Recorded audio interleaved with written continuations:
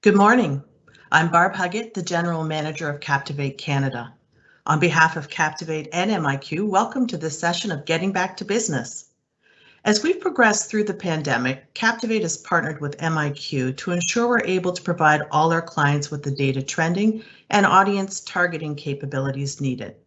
With the heightened anticipation of many Canadians across Canada heading back to the physical office space within the next 6 weeks, we wanted to take the time to share with you what we know about the return to work, how we're measuring office visitation, how we're able to provide customized audience targeting.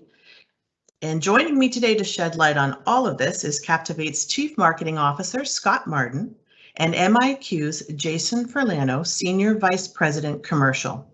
We will have a Q&A period following Scott and Jason's presentations, so please do take advantage of the chat function and post your questions there throughout. Time permitting, we'll be able to address all those as we wrap up. At this time, I am going to turn it over to Scott Martin. Thank you very much, Barb. I'm excited to be here today. I'll give you a brief agenda and then get right into some of the findings and some of the thoughts on the return to work and getting Canadians back to business. First, the agenda. I'm going to go through some of the findings on how companies are returning to work, what we're seeing, hearing, and really experiencing in our buildings. I'll then turn it over to MiQ to talk about measuring the workplace and really getting detailed device detections and an understanding of traffic within different markets, different provinces, and certainly Captivate buildings. I'll then talk about how Captivate's applying that data and helping our customers optimize their campaigns when they advertise on Captivate. And then finally, I'll turn it back to MiQ to talk about some of the mobile amplification and digital extensions that we offer at Captivate through MiQ. It's very exciting to be here with you, and certainly I'll answer all your questions as we get towards the end of the presentation today. Let's start by getting into the first section, and specifically how companies are returning to work. Now, it's important for us as a company that focuses on workplaces and needs to understand not only professionals and the companies and tenants in our buildings, but their behavior on a daily basis. It's so important for us to understand how they're returning to work, and I'll share some of those findings and thoughts with you right now. The slide here shows certainly the vaccinations are an important part of people returning to work. You know, we have, in addition to Canada, we have companies and buildings in the United States, and we're tracking vaccines and seeing how their return to work has affected them, and certainly we've seen the implications there, and we can see the same implications in Canada. As vaccination rates increase, more and more people come back to work. It's just a comfort level, and certainly it's natural to assume that, you know, once people are healthy and you know, not in fear of a virus, they're going to come back to work. And certainly when I show you the market by market nuances in Canada, you'll see, you know, they'll match these vaccination rates quite good. The CBC reports over 75% of the provinces are vaccinated. There's a lot that are fully vaccinated. You can see in the top right those rates. This is important because vaccinations are going to correlate with the return to work. And in Toronto, on the next slide, you'll see that they're in great position right now because of the vaccination progress they've made there. So reopening is certainly going to go well, according to the Toronto Star. The next slide, we'll look at different companies that are showing growth within the Toronto market specifically. You know, we've seen the new office space and hiring for Pinterest, Wayfair, Reddit in the Toronto market. In fact, when I look at the vacancy rates in Toronto, you know, someone that's not in the business might assume that, you know, they're only 50% occupied or 60% occupied. They're still over 85% occupied in Toronto. Now that means they're contracted. The companies are planning to come back. They're not canceling or letting those contracts expire. They're planning on coming back. It's 85% contracted or the occupancy rate. And what we've seen in the United States, just to show a comparison, is that's pretty much maxed out right around now. So it's not going to get any lower than 85%, which is great. It means these companies are planning to return. Let's look at a couple more companies that are returning to work. Certainly you have Google, you have CIBC, you have Amazon. All these companies are moving into Toronto, expanding or taking up new office locations in the Toronto market, and certainly that's all throughout Canada as well. Next slide, let's take a look at the anticipation for return to work. There's both mixed feelings and strong feelings, no matter who you talk to. But in terms of vacancy rates, if you use those as a predictor, the end of those vacancy rates, being at their peak is coming to an end. And you can tell that by looking at some of the sublet information in the top left, or if you look at new construction starts in the bottom right, they would not be doing all this construction if they felt like people weren't going to be occupying these buildings. Both of these are a great sign of the return to work. Another huge determinant for people getting back to work is back to school. And Toronto just announced kids are coming back to school 5 days a week in person starting in September. So all these point to great return to work numbers.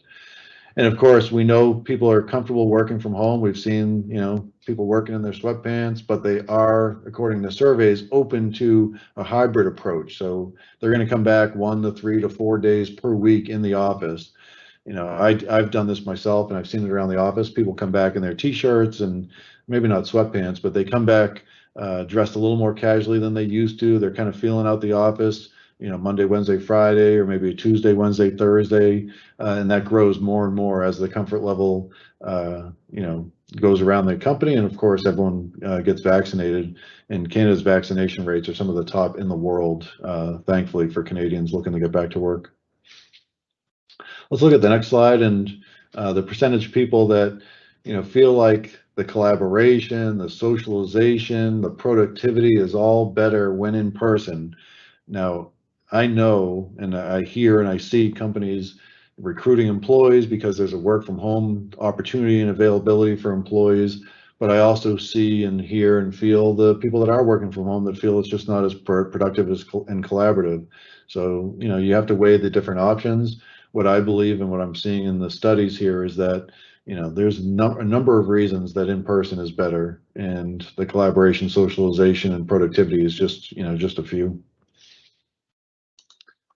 Let's look at the next slide, and specifically people's comfort level in terms of getting back to work. We saw that they're comfortable with the hybrid approach. There's also an overall eagerness, at least a 53% of people that want to get back to work. And in addition to the previously mentioned productivity and the friendships and the socialization, it's also about getting FaceTime with your boss, FaceTime with your executives and management.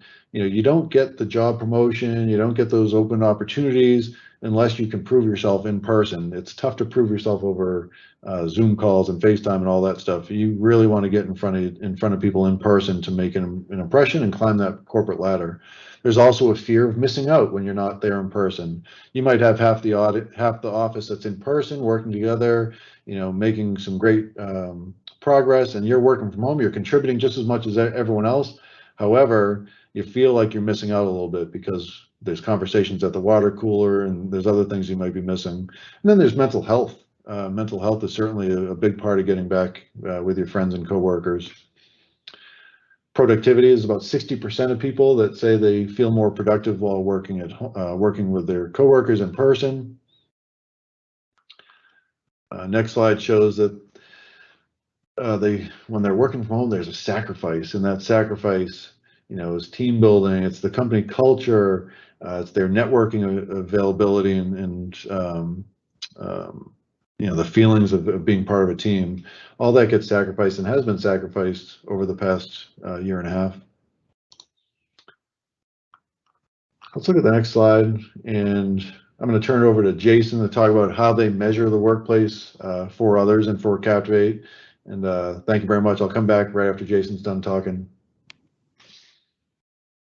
Perfect. Thanks, Scott. And thanks for setting the scene. The data story does really speak for itself and shows the enthusiasm in Canada for business professionals to get back into the office. Hi, everyone. Just wanted to quickly say thank you all for joining us today. We're extraordinarily excited to be in front of you. As Barb mentioned, I'm the SVP of Commercial at MiQ Canada, and I'm excited to talk to you today about our partnership with Captivate, but I'm even more excited that Ontario is finally in stage 3, and I can actually be presenting today from the office here in Toronto.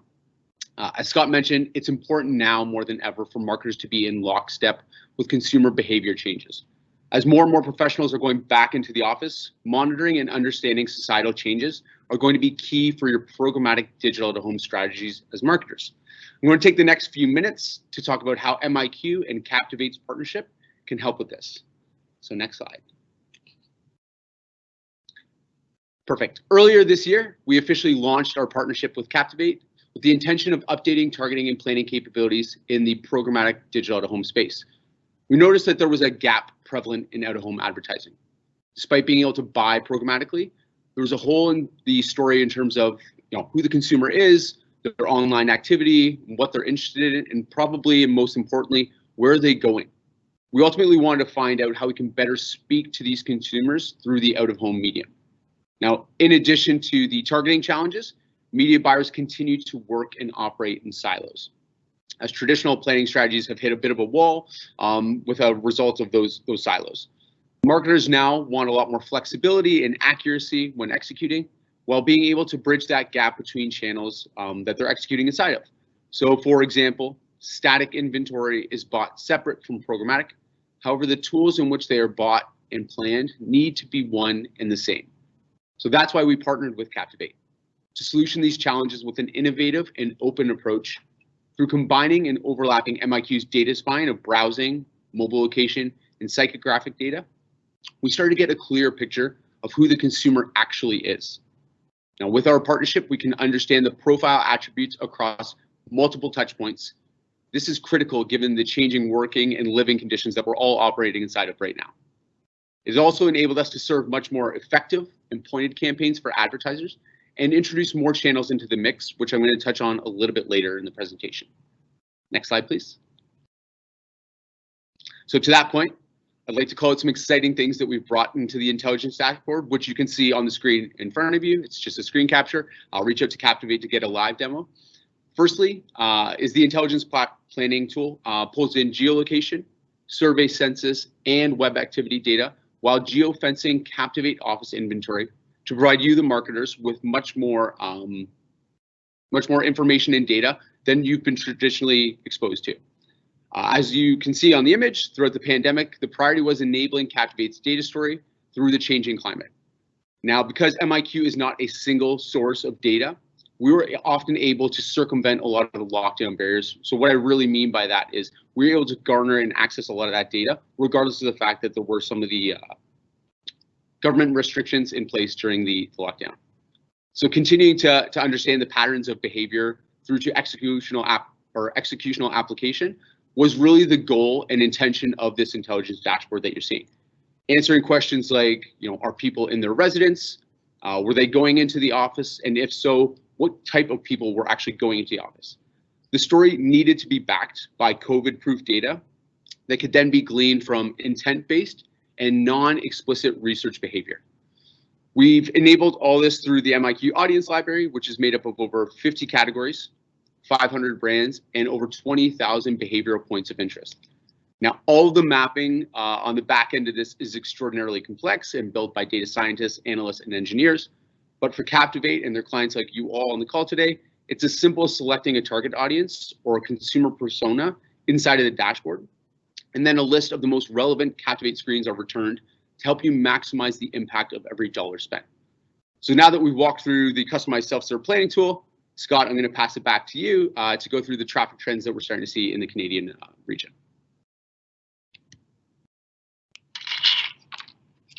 Thank you, Jason. Appreciate it. And certainly MiQ's and the partnership with Captivate is so valuable to us as we identify which buildings and which folks are back in those buildings and have the highest rate of return. So I'm going to share some of that data with you throughout the rest of the presentation.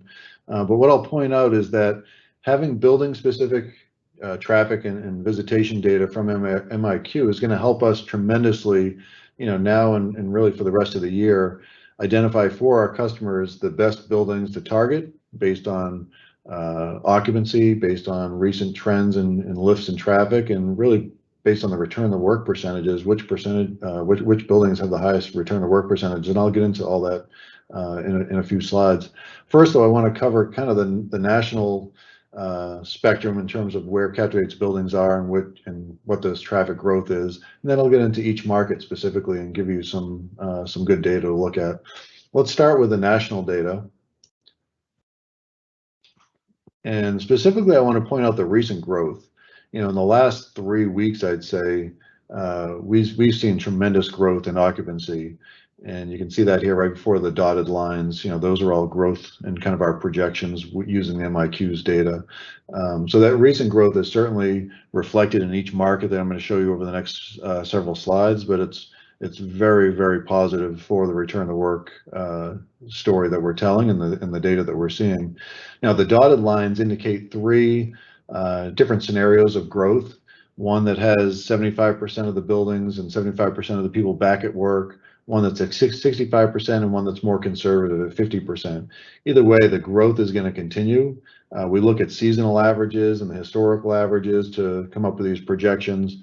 No matter what scenario you look at, it means there's a lot of people going to be back at work and working in person, you know, 3 to 5 days a week. And there's no reason that should not continue, at least, you know, with a more conservative approach. If it was me, I'd predict more of the optimistic approach, between 65 and 75% of people back at work.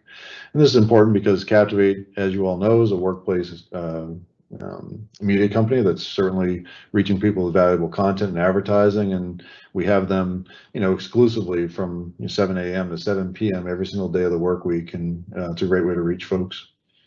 Let's look at the different return to work percentages by market, and then I'll get into sort of the trends. Now you'll see here there's percentages, which are the return to work percentages. You know, the average for the country, you know, it could be around 30–40%. Some markets like Vancouver is as high as 63%. Other markets are lower. The last, you know, this slide's a little dated, so since we've done this slide, we've seen all these rates increase significantly. So the numbers, the return to work percentages are higher. And so is the number of people in the markets, you know, whether it's hundreds of thousands or tens of thousands. These are people that are in Captivate buildings working in person, you know, that are ready for our content, ready for your communications, your advertising. And this is a great time to reach them because we offer such a high share of voice, high frequency of delivery in terms of our media. And if you don't know much about Captivate, certainly you know, reach out to Barb or to me after this meeting. We'll certainly tell you more about Captivate and the opportunities there. Let's look at each market specifically in the return to work. And you'll see, and we're excited, obviously, as a workplace medium to see this recent growth. It's just huge numbers of people that are pouring back into the office. And a lot of this has to do with the reopening stages. You know, Alberta specifically is in stage 3. You know, they started with stage 1 in June, mid-June they went to stage 2, and then early July they went into stage 3. And certainly you can see what happens in that stage 3. The return to work just shoots right through the roof. And of course, we've seen this in Calgary. We've also seen it in Edmonton on the next slide. So for them, it's all about stage 3. If you can advance to Edmonton, oh, you're on there, great. So anytime you're in the stage 3 where folks are opening up, you know, in this case in Alberta, stage 3 meant all remaining public health restrictions were lifted. There was no restrictions on indoor social gathering. Isolation requirements for those with COVID, you know, were still in place, but everyone else was allowed to travel and do what they normally would do in that stage 3. So Calgary, Edmonton in great shape, and now we can look at Montreal, followed by Ottawa. Now Montreal and Ottawa, their relaxation details are a little different. Most of it's taking place in August. So for them, it's more of a gradual increase. It's still a large increase of people back to work in Captivate buildings, but it's, you know, gradual, and hopefully it continues on this trajectory for both Montreal and Ottawa. And we can jump ahead to Toronto. Toronto is similar, closer to what we saw in Vancouver and Edmonton. It's more of a spike, and that's due to the recent stage, the different vaccination stages. So 70 to 80% of people got their first dose, 25% were fully vaccinated, and that just meant larger indoor and outdoor gatherings. Certainly indoor dining was allowed and opened up, as we talked about earlier. Kids are being allowed back to school. So these return to work numbers are what I consider skyrocketing. And as I mentioned earlier, as people pour into the workplace, this is a great time to, one, message to them, communicate with them, get your brand in front of them, and have that high share of voice, high frequency, and certainly the daily touch point as people are getting back to work. So just a great opportunity with these numbers so high. And then the last one we looked at Calgary and Edmonton. Now let's look at Vancouver. Vancouver's, I'd go back to more of the gradual reopening and gradual return to work. Now they've always had in Vancouver over the last several months strong numbers of people returning to work. The data here still supports that. It's a gradual increase. We've seen their stages May 25th. They reopened a little bit more June 15th, and then early July, and now September 7th would be the next projected stage where they're going to have normal social contacting, increased capacity in large organizations and organized crowds. Now that's all caveated with the Delta variant. We want to make sure we keep that in mind too. But we're anywhere there's vaccinations and high rates of vaccinations, we don't expect things to close up again. We expect them to stay open. At least at the very least, maybe there'll be stronger mask requirements. Recreational travel should be opened up more, and indoor and outdoor spectating sports and things like that, concerts, all that should be opened up for that stage 4. So I'm going to turn it, actually no, I'm going to keep going. I'm going to talk about how we take MiQ's data and apply it to Captivate's campaigns and buildings. And really this is hopefully what a lot of you are here for, which is how do you take advantage of this data? How do you translate it into, Captivate and what we're doing here? So I'll just show you in the next slide. It's really 3 ways that we've seen the most interest in this data. One is to look at the real-time traffic on a daily and weekly basis. The data here that I'm going to show you is from June, so we'll have updated data for anyone that wants to work with us. But there's 3 ways you can look at it. One is, where is the highest amount of traffic? And you may say to me, can you give me a campaign with just all your largest traffic buildings?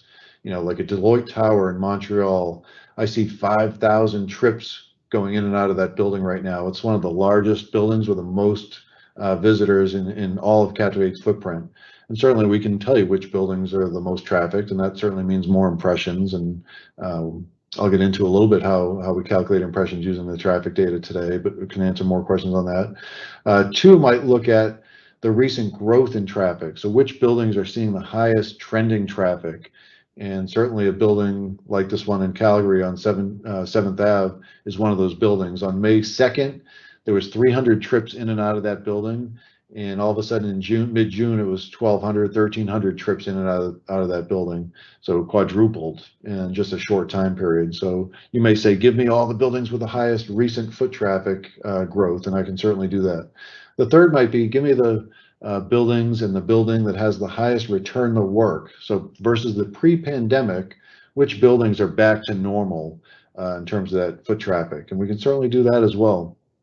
There's tons of different ways to look at this data. What you want to do and what we want to do for you is eliminate any waste. So we want to make sure your dollars and your efforts are really put to the best buildings. And if there's a building that's totally empty, which there are still some that are totally empty, either for the pandemic reasons or other reasons, maybe it's under construction or going through a modification, we can certainly give you that data thanks to MiQ. And we couldn't do it without MiQ. Previously, working with Nielsen, we'd apply averages to our buildings based on the square footage. It was accurate because there was no pandemic and there was no reason to be concerned about specific buildings. Now we know every company is different in how they're returning to work. Some are hybrid, some are full-time, and some are still working from home. And thanks to MiQ, we now have that data. Let me just tell you, before we go to the next slide, how we use this traffic data to calculate impressions. We've worked with Nielsen for 12 to 13 years and looking at the notice rates of our screens, how many people that enter a building pass by our screens. We've looked at the dwell time, how long they spend in front of our screens, and all that data from Nielsen is applied to traffic data to calculate impressions. So we're not just using MiQ data to calculate your impressions, we're applying those other factors. Those other factors are hugely important because, you want to reach someone that's watching the screen. You want to reach someone that they're there long enough to see your ad show up in the loop. And all those calculations are part of the impressions calculation for Captivate, which makes us unique, but also one of the best and most reliable impression measurement companies out there in terms of guaranteeing your media.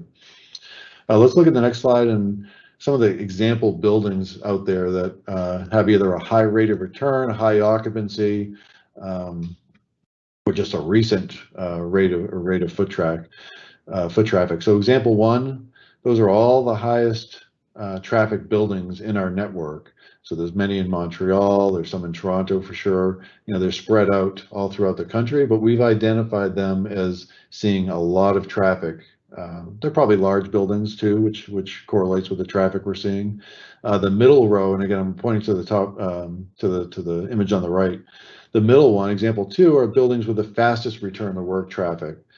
So 105 Adelaide is certainly seeing a lot of recent trends. 110 Yonge, you know, these are the buildings that are seeing the highest recent traffic. And then finally, on the far right, those are the buildings that are back to normal. So they have the highest back to normal rate.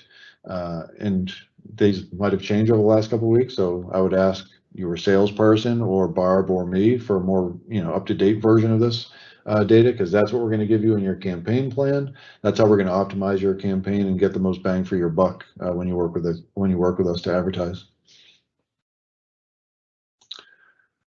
Next slide shows which types of people are returning to the office. Now this is important for anyone that's doing account-based marketing, or if you're targeting specific companies and different types of people that work for different types of companies. You know, all that data comes from MiQ as well. We're fortunate to know which types of occupations and organizations are within the MiQ data set. And in this case, we're looking at three: business, finance, administration, management, people in the arts, culture, recreation, sports industries are all showing huge increases. If you look at it in terms of index, 350, 342, 332, these are all folks that are coming back at high rates and high indexes. Now, not everyone is such a rosy picture. You know, I'll point out people in my space, you know, marketing, media, advertising agencies, they're a little slow to return to the office in person. They feel they can do their jobs over the phone, over FaceTime, over Zoom, over Teams. And certainly that's the case, and will continue, you know, for a little bit longer than the rest of the country. The rest of the country is getting back to work fast and furious. In terms of companies and products and buyers that we're seeing back at the workplace, we're seeing a lot of intenders out there coming back to work. So intenders, people planning to buy or lease a vehicle, are back in our buildings. In fact, you can see this is the percentage of buildings that over-index for people that are car shopping, 58%. You'll see 58% of our buildings are seeing people that over-index for visiting Tim Hortons. 57% are over-indexing for food services, 53% Starbucks, 46% for frequent travelers, 43% for pet store shoppers. This is another way we use MiQ data, is to target specific buildings based on your product and your audience that you're going after. It's a great tool we've had at Captivate for a while, and now it's even more important as we want to identify which buildings have these specific people back at work in person, and we can do that for you. And to talk a little bit more about MiQ's services and products, I'm going to turn it over to Jason, and specifically not only how to reach these people on Captivate screens in person, but how to retarget them digitally on their devices. So Jason, take it away. Thanks, Scott. Very interesting stuff. I'm actually just down the road from 105 Adelaide here today, and I can tell you right now, grabbing my coffee on the way in, it was definitely pretty busy. So I'm going to speak about mobile amplification for the last section of the presentation. Now, to give a very quick definition of what mobile amplification is it utilizes geofencing to identify and target users on their mobile devices who have already been exposed to your digital out-of-home advertising. Through mobile amplification, marketers can increase exposure frequency across digital out-of-home and mobile. You can boost ad resonance, and you can do this all while driving better consumer consideration for your clients. Now, having always-on geolocation data applied to Captivate inventory means that in addition to that audience planning that we talked about at the start of the presentation, we are now able to amplify brand messaging on mobile devices after that exposure to digital out-of-home. It's important to note that all of this data is, of course, opt-in and PIPEDA compliant. Additionally, with all the new consent layers off the back of iOS 14.5, we're excited to be able to retain scale in a privacy-first environment. So next slide, please. The ability to identify users in proximity of a digital out-of-home screen when an ad runs is really mission critical for accurate mobile amplification, but also in helping to measure the success of a campaign. Exposed and control groups are built in screen proximity and monitored throughout the life of a campaign to provide success like store lift, web lift, and then provide you with insights around the audience characteristics, some of which Scott just kind of showcased. So at MiQ, we've been providing market-leading research and measurement in digital out-of-home for over 3 years. And our large team of analysts, data scientists, and engineers means that the omnichannel measurement promise can now be provided not only to large clients with significant budgets and hitting crazy minimums, but it's now for all clients alike. Next slide, please. So as you can see on the stats here on the right-hand side of the screen, 48% of smartphone users are more likely to click on a mobile ad if they've been exposed to the same ad in out-of-home first. We also know that there's an average traffic lift or store lift of 1.5 times when digital out-of-home is combined with mobile amplification versus a traditional or standalone execution. This really does reinforce the importance of the way that digital out-of-home space has evolved. So we initially believed that it was used solely as a mass reach mechanism. It now has the ability to provide all those mass reach benefits whilst capitalizing on all these great technological advancements to provide a very true one-to-one solution between a brand and the end consumer. So with that said, I'm now going to hand it back to Barb and Captivate to close out the presentation section of today. Great, thank you, Jason. Appreciate all this. You guys had some good information there. We do have some questions that have come through. So I'm actually going to put, I think we'll bring you back, Jason. I've got a couple for you, really technical questions. If you want to come back on, and I will shoot those over now. The first one is, how often are we updating this data? I'm assuming we're talking about the visitation data, so I'll let you speak to that. Yeah, I would love to give some very long, elaborate response to this one, Barb, from a technical perspective, but really the update in terms of the visitation data is being updated daily.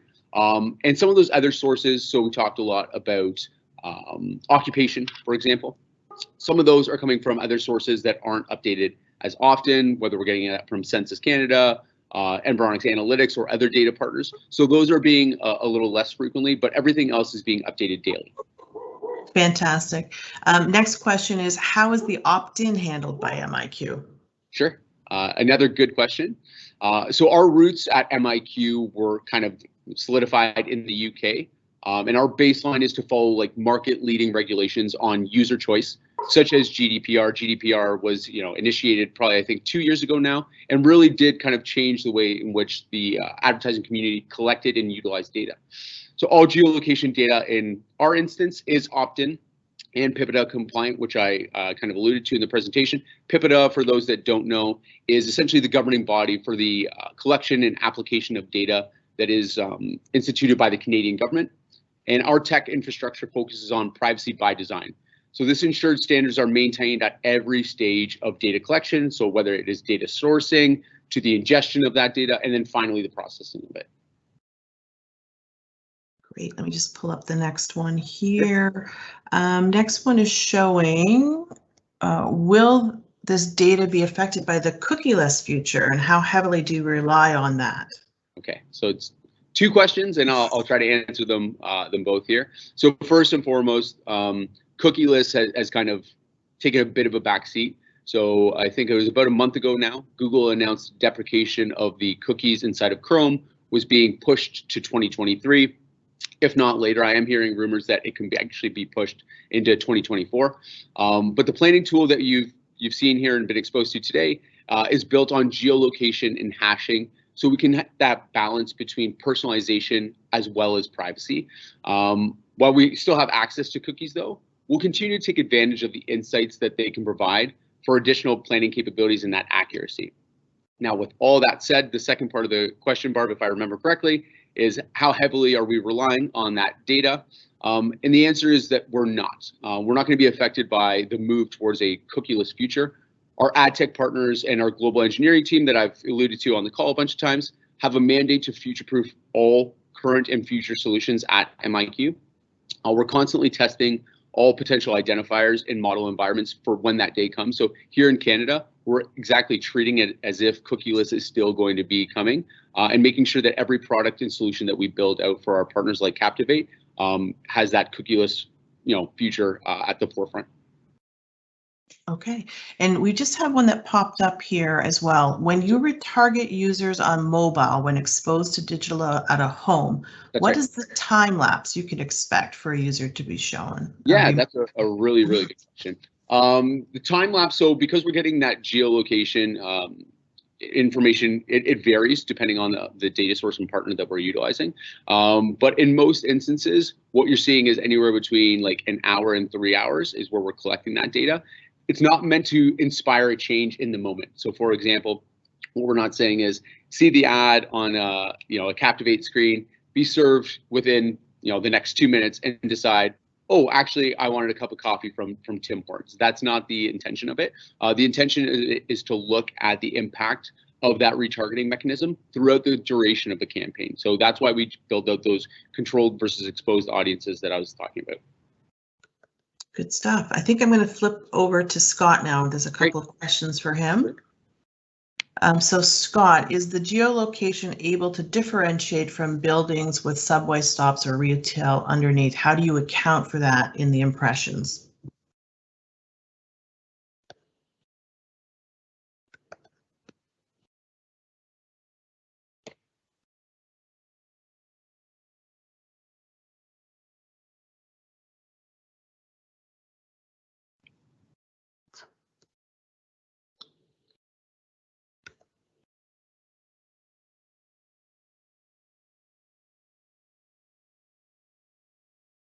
Scott, I think you might have hit your mute button by accident.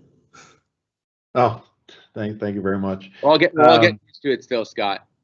Say that again? There's no such thing as working from home in a perfect environment. Stuff that you need to be doing in person, obviously. Yes, right. So just going back to the question. So the question is, can you measure and exclude different parts of the building, such as underground subways, et cetera?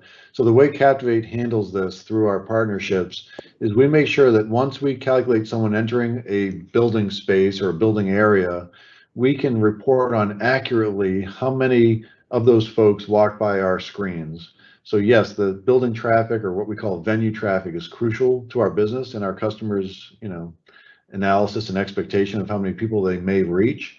What we do though is we employ factors into that data that calculates how many actually are exposed to our screens. So the building traffic is just a start of that data and just really a start of that equation. We then apply what's called a vehicle pass-through rate. So that is what percentage of the people that enter a large building or a large venue actually pass by the screens. And that used to come from Nielsen. Typically, it's around 90% of anyone that enters a building will pass by a Captivate screen in the building. We then apply the notice rate. So what percentage of those folks actually look at the screens? Not everyone does this. So it's one of the reasons Captivate's measurement is so good, is because we apply these pass-through rates as well as the notice rates from Nielsen. And then finally, I mentioned this earlier in the presentation, the dwell time, the amount of time someone spends in front of the screen is also part of that calculation. So although there's no perfect way to measure traffic, there are perfect ways to measure impressions, and that's really what Captivate does, is we try to get as perfect as we can on the actual exposure and the opportunity to see that campaign. So hopefully that answers it, Barb. Why don't we see if there's any other questions? Yeah, there's a couple more here. One, I think this is probably a quick answer, but will this data be linked to the programmatic platforms? Yes, absolutely. Anytime Captivate updates its data for our customers, we also update it with every programmatic partner we have, so the data is as real time as possible. Typically, that's around once a month. We'll update that data, so the programmatic partners will all be updated that same frequency, that same time, and that matches, I think, with what we're seeing on the traffic side as well. Once a month seems to be where the significant increases are happening. Great. And then another question for you. Are you solely relying on the visitation data to show what's happening in your buildings? Yeah, so I mentioned Nielsen previously in the pass-through rate, the notice rate, the dwell time rate. You may have seen Captivate in the news yesterday because we just announced a new partnership with a company called ComScore. ComScore is the #1 digital measurement company in the world, and we're excited to have them now measuring Captivate. So they'll take data like MiQ's data and apply that to their notice rates and dwell time rates and impression calculation rates to make sure we're giving the most up-to-date information as possible. So it's absolutely a combination of traffic from third parties like MiQ, and then survey and analytic data from companies that measure digital media like ComScore. So certainly there's a lot more to come around that ComScore measurement over the next month or two. Great. I see a couple more questions here. I'm gonna open one up to you, and then I've got one I'm going to throw out to both of you. But the one I want to ask you about is someone is asking if they're doing a campaign, can we guarantee delivery of impressions by building if they have a custom list? So I assume they mean if they've built, these are the specific buildings we want in, are we guaranteeing impressions by building? Yeah, that's a great question because it's very pertinent to this presentation. So if you had asked me a month or two ago, I would say I can't really guarantee a specific building's impressions because I don't know the exact return of work for that building. I have guesses and estimates, but I don't have the real raw data. Well, now thanks to MiQ, I do have the real raw data for that building and for every building in Captivate's inventory. So the answer is yes, absolutely. I can guarantee for you, for your specific campaign, every impression for every building that's in that campaign, thanks to MiQ combined with now the ComScore measurement. And I could not do that last year. And I think it's so important during a pandemic and after a pandemic to have that capability. So we're lucky, and so will you be when you work with us. That's great. Okay, and a final question, because I'm not seeing any else coming in right now, but I want to throw this out to each of you. So get your crystal balls out. Start with you, Scott. Can you provide any long-term projections or predictions of the expectation for the traffic levels factoring in when with all the people working from home indefinitely, or at least more often? Yeah, so I do have predictions and projections, and I feel really strongly about them, but I also always caveat them with I don't know what the heck's going to happen with the pandemic. I mean, I'm not a science expert or vaccination expert, so take this for what it's worth. I'm more of a data guy at heart, and the data suggests that by the end of this, there should be about 80% of all people back to normal, back to work. 20% probably not so much. They'll go hybrid. They'll stay working from home. Maybe they'll never be comfortable with catching germs, et cetera, from others on transit, in the office, at the gym, wherever. So for me, my prediction is 80% eventually come back to normal, and 75% back to normal by the end of the year, which was that earlier slide we showed. I'm more of an optimist on the return to work. 75% back by the end of the year, and a total of 80% back, probably next year. 20% are probably going to change their behavior, for the long term, and I think it's important to capture what those behaviors are, and we'll certainly do our best to do that. Great. Now, Jason, what's your prediction? Yeah, I am not as accurate down to the percentages as Scott is there. I'm going to look at it from a bit more of a macro level, Barb. We've seen that traffic levels have been, volatile because of the pandemic and the, added fluctuations from changing government rules and, making sure that everyone's kept safe and sound. Despite our best attempts at modeling, I think we've all noticed that traffic prediction has been unreliable. Like, we've been surprised by a lot of what we've seen over the last year and a half. But I will say that this is the intention and reason why we partnered and built this tool as a solution to get ahead of what may or may not happen in the future. That uncertainty is kind of what bred this new product that we teamed up on. With the data that we're tapping into, it's going to allow us to remain extraordinarily fluid and give marketers, as much flexibility and understanding as to where they should be placing every single one of their ad dollars. So less so on the percentages, more so on I think we're future-proofing the industry and our business and working with our partners who are on the call today through the application of this data and the tool. Great. That's great. I totally agree with you on all of that. I think that's a bit for the questions. So we might be ending a little bit early today and giving everybody back the gift of some time. So I want to thank everybody for coming. And actually, Kyle, you may want to throw me back up there at this point. I just want to thank everybody for joining us. I hope you've learned something. We have reams of more information, so anybody who wants to reach out, please reach out to your sales reps or myself. We will certainly get you all the information you need. We are armed with this great data now from MiQ, which can help with all of your planning for your strategic and your objectives. We can get you where you need to be. And we're very excited that in the next 6 weeks, we are going to see a rise in the traffic. Captivate itself, I mean, we're all heading back sort of mid-August, and then we'll be back a couple days a week starting in September. So I know many of you out there are going to be the same, but reach out for anything you need. And thanks to Jason for joining us. Fantastic presentation. And thanks as always, Scott, and we will talk later. Bye, everybody.